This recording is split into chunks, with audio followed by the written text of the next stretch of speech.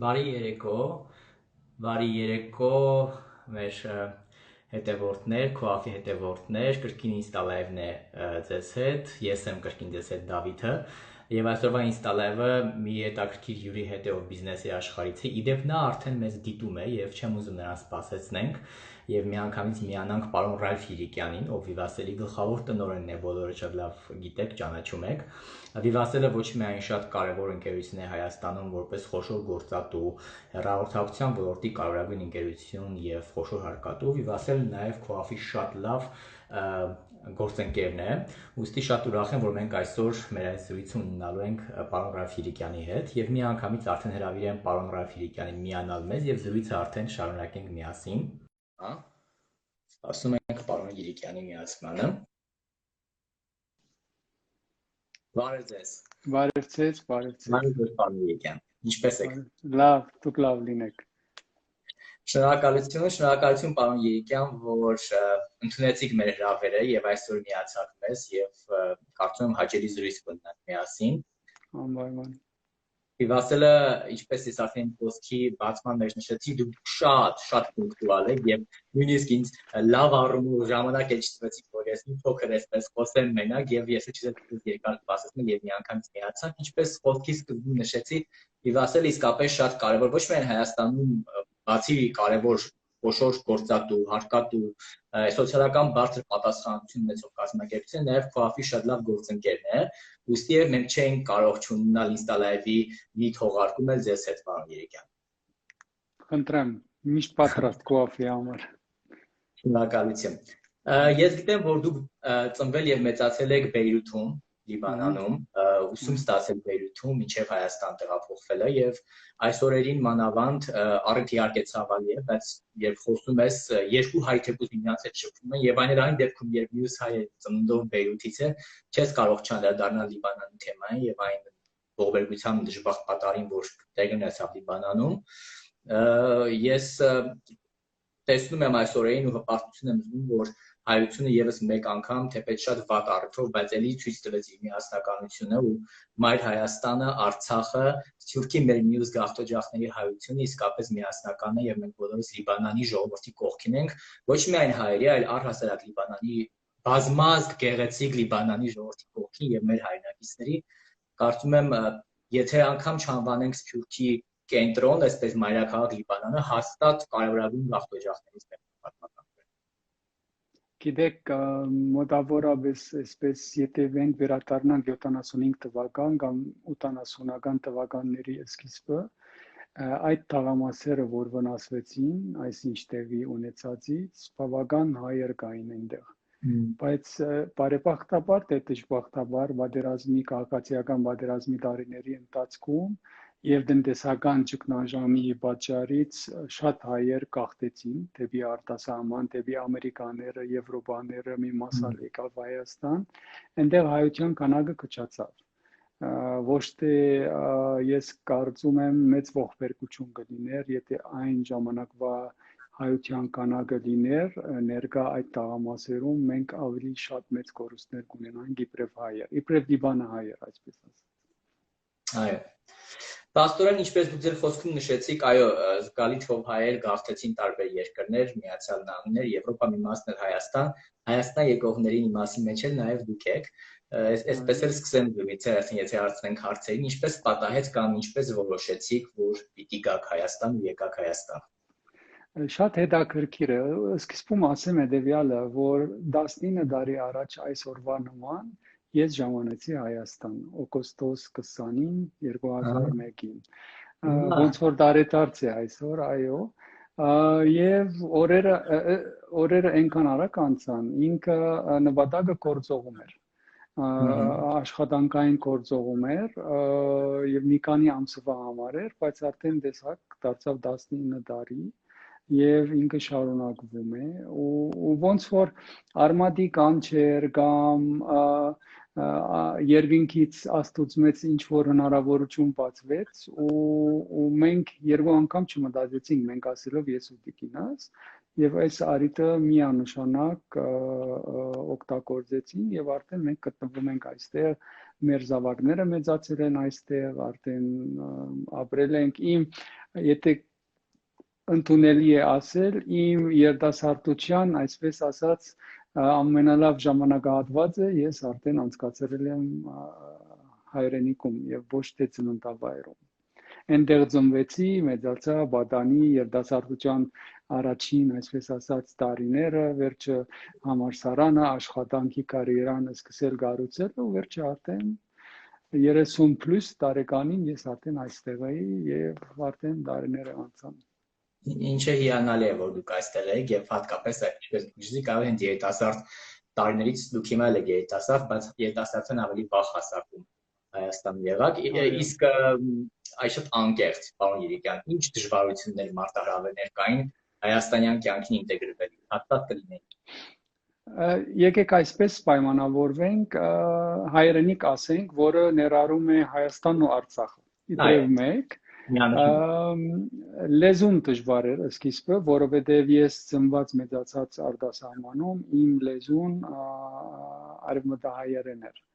Եվ այստեղ խոսվում է արևելահայերենը։ Եվ ավելին Արցախում Արցախի բարբառը ոչ արևմտահայերեն է, ոչ արևելահայերեն է, ոչ էսա, ոչ այնա, շատ դժվար էր։ Սկիզբը շատ փորձում էի հասկանալ, թե ինչ բառեր են խոսվում,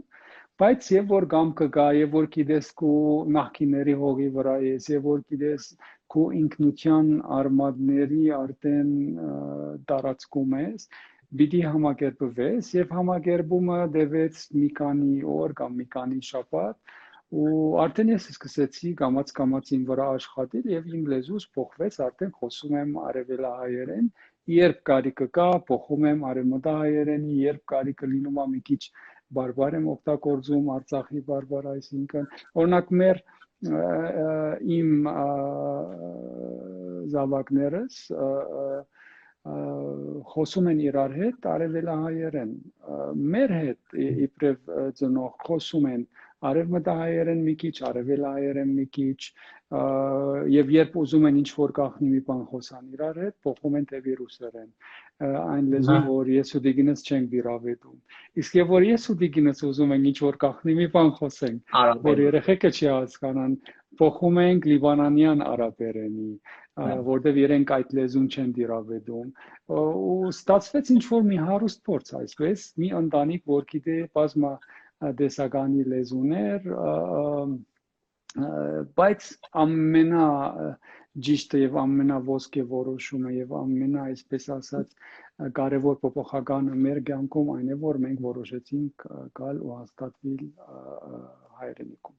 Բայց հրաշալի է, չէ՞ որ ընտանիքում այդպես բազմազան լեզուներով են խոսում կամ լեզվի տարբեր բարբառներով, դիալեկտներով, կարծես եթե համացնենք նույն Լիբանանի փոքրիկ մակետ է լինի, որտեղ Լիբանանն էլ բազմալեզու, բազմաթիվ մշակույթներով եկել է, ու դա իրականում հիանալի է եւ ես կարծում եմ, որ դա մեծագույն առավելություն է յուրաքանչյուր հանրության համար, սոցիումի համար ունենալ նման բազմազանություն, դա միշտ գեղեցիկ է ու լավ է։ Դուք ասացիք, որ խոսում եք արդեն արևելահայերեն եւ դուք հրաշալի եք խոսում, բայց նաեւ զգացվում է արևմտահայերենի հնչողությունը, ինչը էլ ավելի է գեղեցկացնում դեր արևելահայերենը։ Ես անձամբ շատ դժվար է եւ իմ մոտեցումն է, բայց պարզապես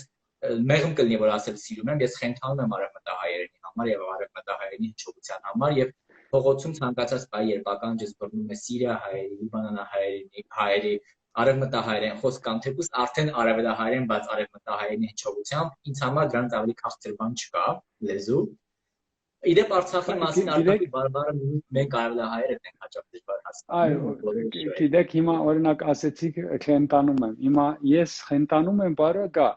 բայց պետք է ասել կժվում եմ։ Դրա համար ոնց որ processor կա իմ մտքում, ինքը փորձում է բառերը համեմատել, մշակել եւ ճիշտը դուրս գա, ու դա իհարկե շատ արագ է կատարվում։ Այսինքն ավելի դժվար է ավելի ասում։ Չէ, խենթանում եմ ասում, բայց արևելահայերենով կժվում եմ կամ տեղական այսպես։ Ինքը ամենադժվարը լինում է, երբ որ դասախոսում եմ։ Երբ որ լինում եմ ինչ-որ մի ինստիտուտում կամ համալսարանում ինչ-որ կամ միտեղ ու դասախոսում եմ, գիտեք, երբեմն միտքերը գալիս են արաբերենով, երբեմն միտքերը գալիս են անգլերենով, երբեմն միտքերը գալիս են ինչ-որ տարբեր այսպես, եւ պետք է մշակվի եւ ճիշտ արևելահայերենով արտասանվի, այսպես ասած, ու դա բավականին դժվար գործ է, ներսում տեղի ունենում է, բայց դեմքի վրա բան չի երևում, արտահայտություններով դա չի երևում, կարևորը ճիշտ արդեն տեղ հասնի գաղափարը կամ ինչ որ պետք է ասվի։ Շատ լավ, պարոն Երիկյան, դուք ծնվել եք, մեծացել եք Սփյուռքում, Սփյուռքից եք, ես չեմ ուզում ասել սփյուռքահայ, դուք արդեն հայաստանցի եք, բայց Սփյուռքից եք, այո, ծնվել, մեծացել եք Սփյուռքում,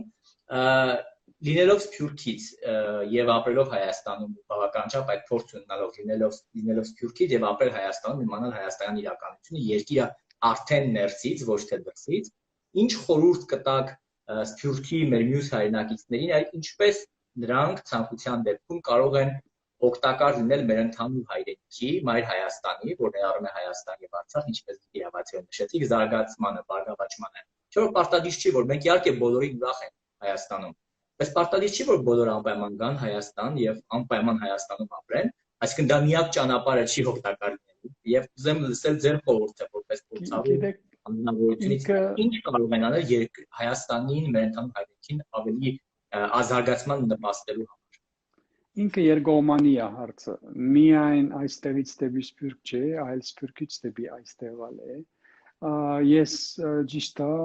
ունիմ դուրսի փորձը եւ ունիմ հիմա ներսի փորձը եւ կարողանում եմ այս համեմատությունները անել։ Ամենաառաջ ու դա ես միշտ ասում եմ, երբ դասախոսում եմ, չի պիտի համեմատվել, չի պիտի պարտադություններ անել, չի պիտի ասել մենք եւ իրենք։ Դա Սփյուռքում ապրողին ասում եմ եւ Հայաստանում ապրողին ասում եմ։ Եվ յուրաքանչյուրը ունի իր հատկությունները, ունի իր փորձը։ Լինի կյանքի փորձը, լինի աշխատանքային փորձը, լինի մշակութային փորձը, լինի գիտելիքների փորձը, եւ դրա համար պետք է յուրաքանչյուրը իրեն բահե բարձ ու համեստ եւ հասկանա, որ միակ ուժը միասնությունն է։ Եվ դրա համար հաշվի պետք է առնի հայրենագիտին Հայաստանում եւ Հայաստանում հայրենագիցը հաշվի պետք է առնի հայրենագիտին արտասահմանում կամ Սփյուռքում։ Եվ մենք պետք է միշտ ցկտենք ստեղծենք այս հարուստ խառնուրդը, որտեղ Սփյուռքում հայը ունի յուրահատուկ փորձ եւ հայրենիքում հայը ունի հիանալի փորձ։ Ճիշտ է, Սփյուռքում հայի փորձը բիզնես տեսանկյունից, տարբեր այսպես ասած տեսանկյունից բոլորովին այլ է, կան ինչ որ փորձ ունի հայը Հայաստանում, բայց այստեղի մշակութային հարստությունը եւ մշակութային փորձը այսպես ասած սկանչելի է համեմատած այն փորձին, որ հայերը ունեն Սփյուռքում, ու մենք պետք է ցկտենք միշտ մոտեցնել եւ մենք պետք է մեր մտածելակերպից հանենք բախտատելու կամ համեմատելու դարբերակը եւ մենք պետք է ասենք, որ մեկ ինքնություն ենք, մեկ կեն ենք, մեկ արմատից ենք գալիս, ուրեմն մենք պետք է լինենք միասին եւ հետեւաբար եթե արտասահմանում ապրող հայը իհարկե ինքը սիրում է, ուզում է այցելել Հայաստան, ինքը ուրախանում է, հաբարկանում է, որ հայ է, եթե կարող է ինչ որ մի բանով օգտակար լինի, ինչու՞ չէ։ Եթե չի կարող, ուրեմն չի կարող։ Միևնույն ժամանակ հայը կամ հայրենագիցը, որ գտնվում է Հայաստանում, ինքը պետք է իմանա ու գիտակցի, որ դրսում գտնվող հայերը համարյա բոլորը ի վիճակի չեն, որտեղ իրենք ունին առօրյայի մարտահրավերները, խնդիրները, դժվարությունները, օրինակ այսօր Լիբանանում գտնվող հայերը հազիվ կարողանան ինչ որ բրգեն իրենց, այսինքն դժվարություններից, լինի տնտեսական, սոցիալական եւ այլն։ Բայց լինում է բահեր, որտեղ կա ինչ որ որոշ փորձ Լիբանանում կարող է օգնել ավելի զարգացնել կենտրոնը համայն հայության, որը մեր հայրենիքն է այստեղ։ Բայց վերջում նորից ուզում եմ ամփոփել, ասել, որ փորձենք ընդհանրապես դարբերություն կամ համեմատություն չի մտցնել իրար մեջ, այսինքն դրսից ժամանած հայը չասե, որ մենք այսպես ենք անում ավելի լավ ենք, կամ Հայաստանում գտնվող հայրենագիցը չասե, որ սրանք ինչ գիտեմ, մենք ավելի լավ գիտենք։ Այստեղ մենք արդեն սխալվում ենք ու դա բաժարատարնում, որ մենք գործունեենք շատ բաներ։ Հակառակը մենք պետք է բերենք այս երկու մտածելակերպերը, փորձերը, աշխարհները ու միացնենք մի անվան տակ, որը հայությունն է, մի ինքնության տակ, որը հայությունն է։ Այո, հայություն, մի ինքնություն եւ որը իրականում ունի առավելություն, սփյուռք, եւ այո, սփյուռքը ունենալ նաեւ առավելություն է, եւ մենք մաքսիմալ պիտի օգտվենք նաեւ այդ առավելությունից, որովհետեւ մենք մի ինքնություն ենք ու տարբեր փորձեր ունենք։ Եվ այդ փորձերի միաձուլումը միմիայն կարող են իրար օգնել եւ ինչպես դուք ձեր խոսեցիք, օրինակ հայերը հազիվ կարողանան միմյանց աջակցել եւ ճիշտ պահն է, որ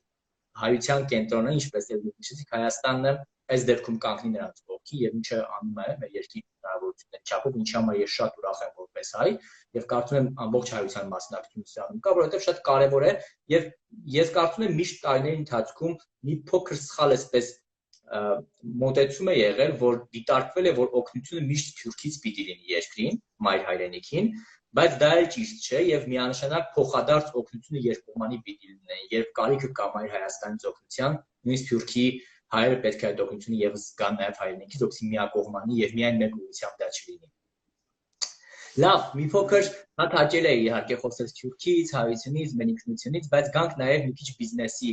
ոլորտ, բիզնեսի աշխարհ, դուք ներկայացնում եք, ղեկավարում եք երկար տարիներ հիմնադրումից ի վեր, թե ես չեմ սխալվում, ընկերություն, որ հեռահաղորդակցության ոլորտում է գործում։ Ըստ ձեզ, ինչ նշանակություն, ինչ դեր ունի հեռահաղորդակցությունը առհասարակ հայաստանյան տնտեսության մեջ եւ Հայաստանի տնտեսության զարգացման մեջ եւ ինչ մակարդակի այսօր Հայաստանում հեռահաղորդակցության ոլորտը արդյոք մենք համահունչ ենք քայլում այս ոլորտում աշխարհի զարգացած երկրների հետ։ Շատ զարգացավ այս ոլորտը առաջին օրվանից իր ստեղծելուց որոշ քայլեր աշխատանքներ կատարվեցին իհարկե եւ որ մենք շուկա մտանք եւ մրցակցությունը սկսեց զարգանալ մրցակցությունը միայն ցուցակներով չէր այլ տեխնոլոգիան ներդրումներով եւ այս ոլորտը տանել առաջ եւ բավական զարգացավ ոլորտը այսօր մեր ոլորտը իր բոլոր խաղացողներով մրցակիցներով ընդհանրապես չի զիջի ամենազարգացած երկրում գտնվող ոլորտին որտեղ մենք ունենք բոլոր տեխնոլոգիաները մենք ունենք բոլոր ինչ կարող է ունենանք այսպիսի ոլորտում ու դա առաջարկվում է մեր բաժանորդներին շատ մրցակից եւ մատչելի այսպես ասած սարքանային հարտակի վրա եւ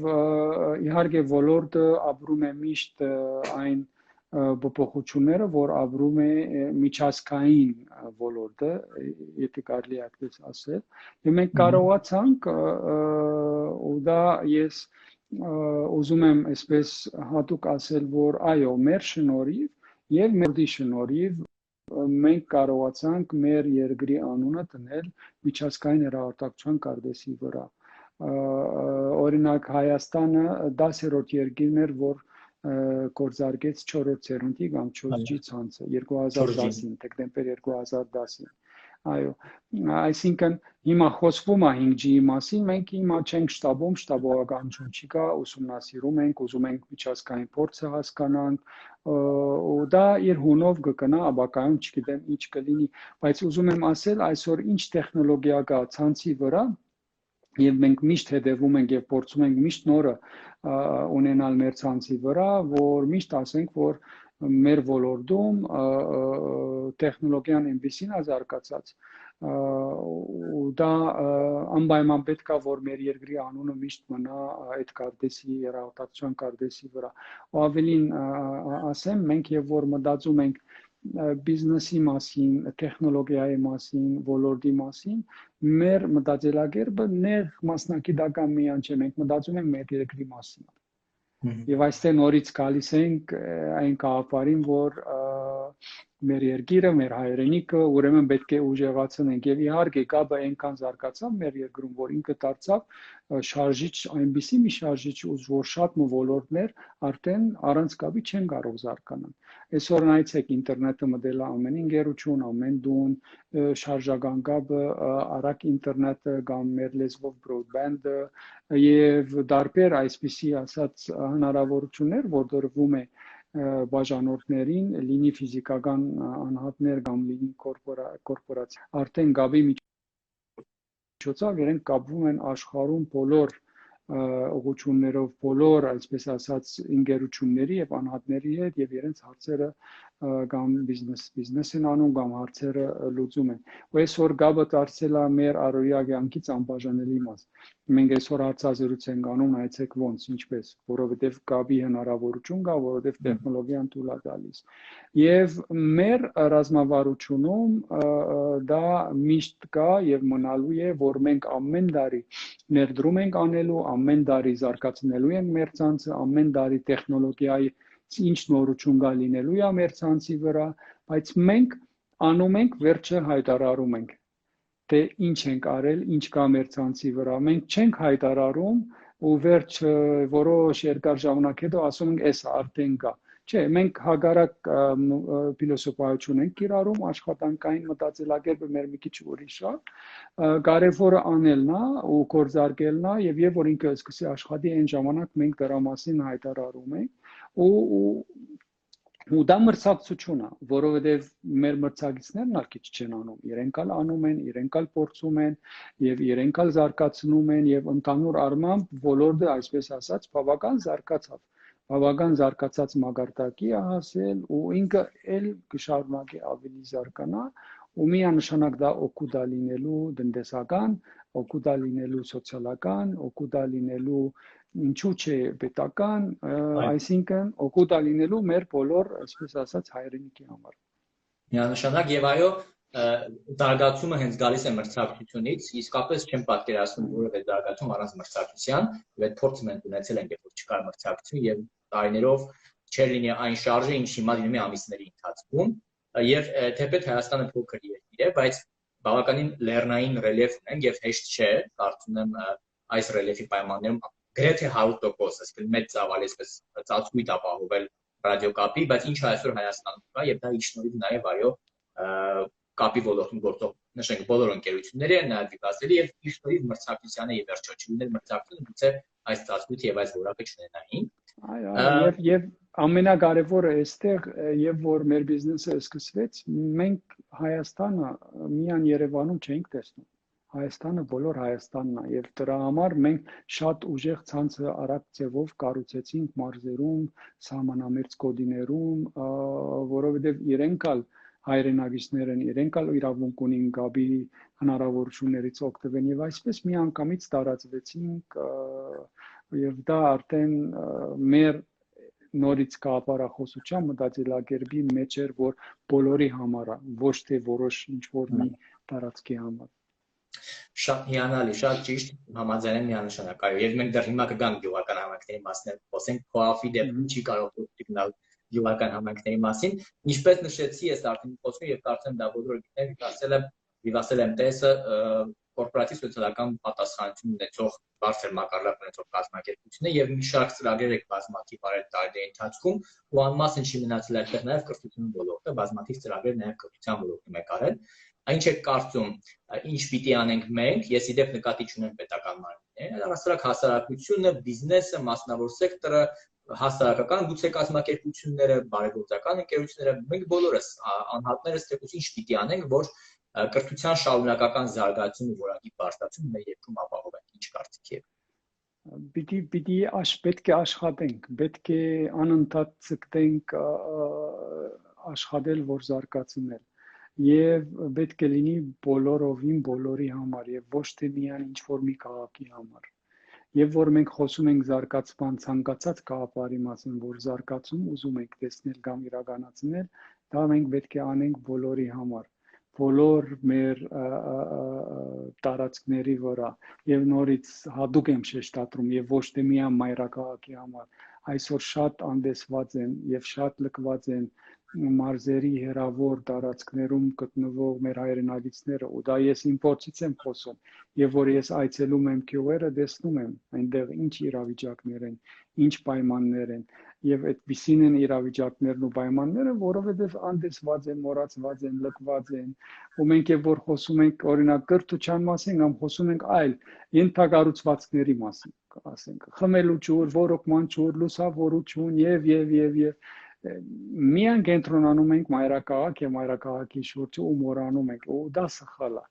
Եվ իմ կարծիքով ճիշտ կլինի բոլորին նայել հավասար, բոլորից դասվել հավասար հեռավորությամբ եւ բոլորի համար աշխատել եւ բոլորը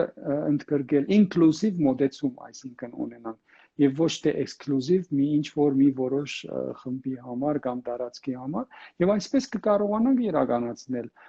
զարգացում եւ բոլորը ողջևորված կլինեն, բոլորը գսկան որ իրենք մաս են կազմում եւ բոլորը կհասկանան որ այո այս ծրագիրը պետք է տեղի ունենա, որովհետեւ բոլորս մեջ ենք ու պետք է միասին աշխատենք, բայց եւ որ տեսնան ինչ որ արվում է մի հատվածի համար, մեկը այս ծրագիրը չի հաջողվելու, կապարը չի հաջողվելու եւ ինքը վաղ թե ուշ արդեն պիտի գործընծնի իր հետաքրքրությունն ու իր նպատակը ու չի հասնելու։ Եվ նորից ուզում եմ կրկնեմ, միան կրթության մասին չի խոսքը, այլ ցանկացած կապարի կամ ծրագրի, որ իրականացնում է ինչ որ զարգացում լինի տնտեսական կամ լինի սոցիո-կենցաղային, այսպես ասած, պետք է այսպես մտածել։ Հիանալի է կրթության մասին, որ խոսեցինք, ես կանկեղծանամ հիմա լսարանի հետ, ես մտածում եմ, եթե հարմար առիթ կլինի կարտահայտվեմ այս մասին ասեմ, եթե ոչ չեմ ասի, բայց բառացիորեն 1 օր առաջ կոլեգաներից մեկը ով իմացավ, որ մոտական ինստալատորը ծեսել ասել եմ TS-ի գլխավոր տնօրենի հետ, չեմ տա կոլեգայիս անունը, բայց նա մեր Smart կենտրոնի ծրագրավորներից է, չինարենի ծրագրավորն է, ասեց, որ խնդրում եմ հարմար առիթ լինել դեպքում շնորհակալություն հայտնել, որովհետև տարիներ շարունակ իմ ուսման բարձր եւ ասել եմ TS-ը տվել եմ փոխհատուցել է։ Այնպես որ տեսեք, ես ինչի վերեցի այս օրինակը, որ սոցիալական կորպորատիվ սոցիալական պատասխանատվություն ունեցող ընկերություն ներդրում է արել կոնկրետ մեկ անհատի մեջ, բայց այդ անհատները շատ են, մեկը չէ, մեկի օրինակով ենք ասում, ով մասնագիտություն է ստացել եւ այսօր յուղական համայնքներում, յուղական համայնքների հազարավոր երեխաների օգտակար է լինում, որովհետև դասավանդում է չինարեն Smart կենտրոնում, Դեբետ գյուղում, Լոռու մարզում, որտեղ Smart կենտրոն հաճախում են մեր 28 շահառու համայնքներից հազարավոր երեխաներ, տեսեք ինչ ազդեցություն ունի կորպորատիվ սոցիալական պատասխանատվությունը ու ինչքանով դա կարևոր է։ Մենք խոսեցինք գյուղերի մասին, այո, դուք նշեցիք դեր խոսում, որ միայն կրթությունը չի եւ զարգացման ուղղությունները տարբեր ուղղություններով պիտի այդ զարգացումը տանել, ինչի հետ լրիվ համամիտ եմ եւ քողախն էլ այդ նույնին է բռնել, որովհետեւ աշխատելով 16 տարի արդեն շարունակ բացառապես գյուղական համայնքներում, որոնք մենք էլ կարծում ենք դեսպես, որ իսկապես լքված եւ անտեսված են, շատերը չի որ ցանկանում են գյուղական համայնքներում աշխատել, ամենաանտեսված այսպես մասն է ցավալիորեն մեր երկրի, 4 հիմնական ուղղություններով արդեն 16 տարի մեր ծրագրերն իրականացնում ենք կրթություն, տնտեսական զարգացում, առողջապահություն եւ սոցիալական կամ երեխայի եւ ընտանիքի ծառայություններ, իդեպ կարևորում նաեւ կարևոր ենթակառուցվածքների վերանորոգում մեր գյուղական համայնքներում։ Պարոն Երեկյան, ինչ եք կարծում, ինչքանով է կարևոր ցանկացած երկրի համար, միայն Հայաստանի մասին չխոսենք, առհասարակ բոլոր երկրի համար զարգացած եւ բարեկեցիկ գյուղական համայնք ունենալ։ Արդյոք դա ի վերջո կարևոր է թե ոչ։ Միգուցե ինչ-որ մեկի մոտ հարց լինի։ Իսկ ինչու է կարևոր զարգացումը գյուղը։ Եթե երկիրը միայն քաղաքներով եւ գյուղերով չի, այդ երկիրը չի կարա գոյատևել։ Մենք վերջում ունենք գյուղատնտեսություն։ Գյուղատնտեսություն նշանակում այդ կապարի շուրջ հավաքված են գյուղեր, բայց գյուղերը չի պետք է անդեցվեն։ Գյուղերը իրավունք ունին վայելեն շատ լավ կյանք, ինչպես քաղաքում իրենց հայրենակիցները վայելում են։ Ինչ սխալ է, եթե գյուղը ունենա բաճաճ խմելու ջուր, կամ ոռոգման ջուր, կամ լուսավորություն փողոցներում, կամ այլ ուրիշ ենթակառուցվածքներ, որ իրենք հբարտ ըսկան իբրև այս երկրի վրա ապրող, մեծացող, իրականացնող ինչ-որ մի ծրագրեր կամ աշխատանքներ եւ ընդհանրապես չմտածեն լքեն երկիրը կամ լքեն հողը։ Եվ որ մարդիկ ըսկում են, որ անդեսված են, լքված են, հաշվի չեն առնվում, իրենք մոտիվացիան գործընծնում են ու իրենք ընդհանրապես կյանքի հանդեպ գործընծնում են, դեռ չեմ ասում երկրի հայրենիքի հողի հանդեպ, մարդը պիտի սկսի մտածել եւ որ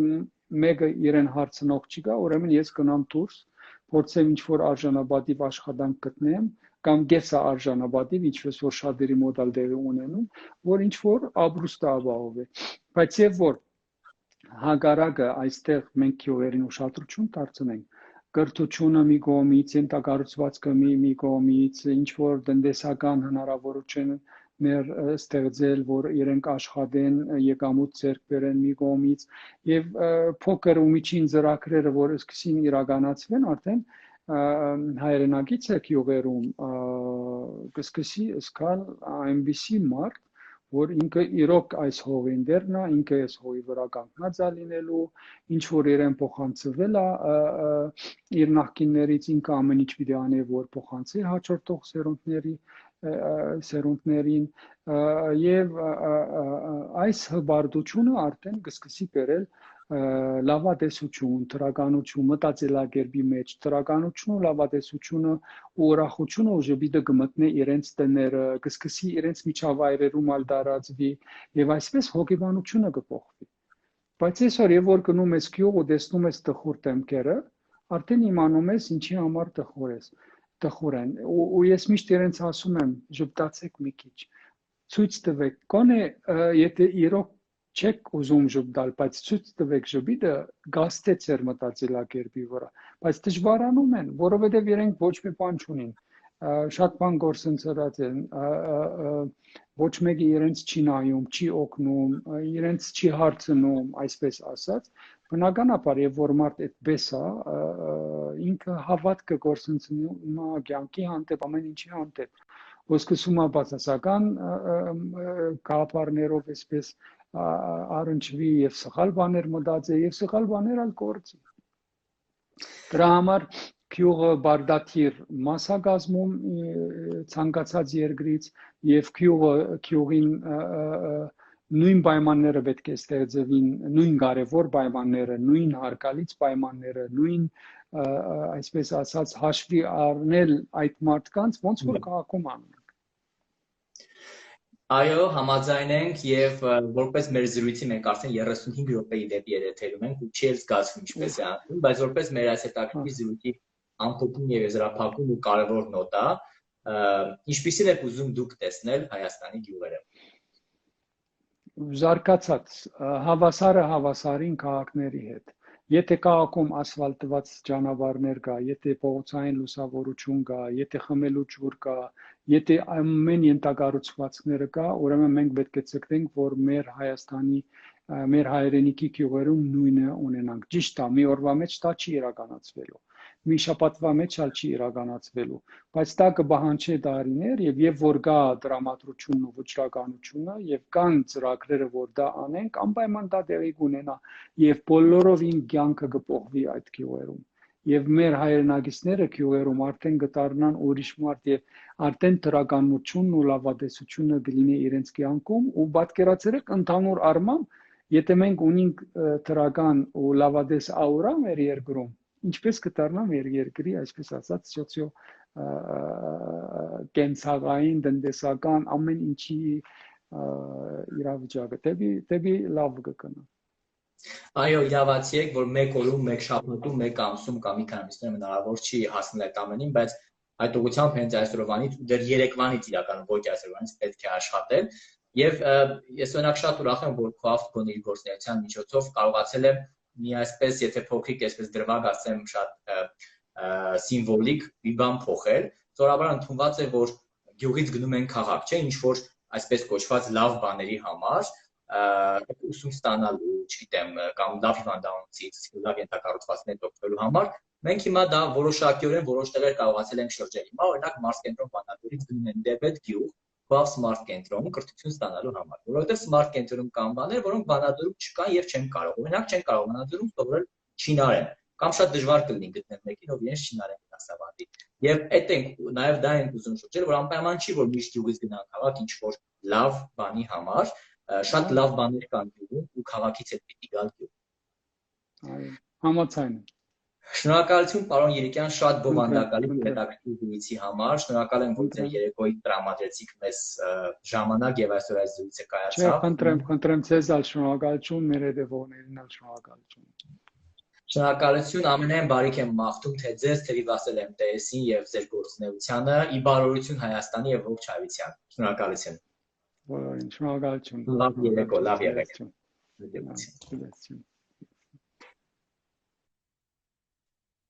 Սիրելիներս, ահա ավարտվեց եւս մեկ Insta Live, որն այս անգամ բիզնեսի աշխարհի ներկայացուցիչի հետ էր, նախորդ եթե հիշեք արվեստի ոլորտի ներկայացուցիչի հետ էր։ Մենք փորձում ենք մշտականորեն այսպես բազմազանությունը ոլորտների նաև պահպանել մեր Insta Live-ի միջոցով եւ տարբեր ոլորտների մարդկանց հետ շփվել։ Այսօր էլ մեր զրուցակիցը Ռաֆ Երիկյանն է, Vivacer MTS-ի գլխավոր տնօրենը։ Հուսամ, որ բոլորիդ հետաքրքիր էր զրույցը։ Այսքանով ավարտենք այսօրվա Insta Live-ը։ Ձեզ բոլորիդ մաղթեմ բարի խաղաղ երեկո եւ ասեմ, որ ելի կհանդիպենք։ Դեռ չեմ կարող ասել կոնկրետ երբ, բայց շատ շուտով կհանդիպենք, չկարոտեք եւ շարունակեք հետեւել Coffee գործունեությանը, դա մեզ ողջևորում է։ Շնորհակալություն եւ հաջողություն։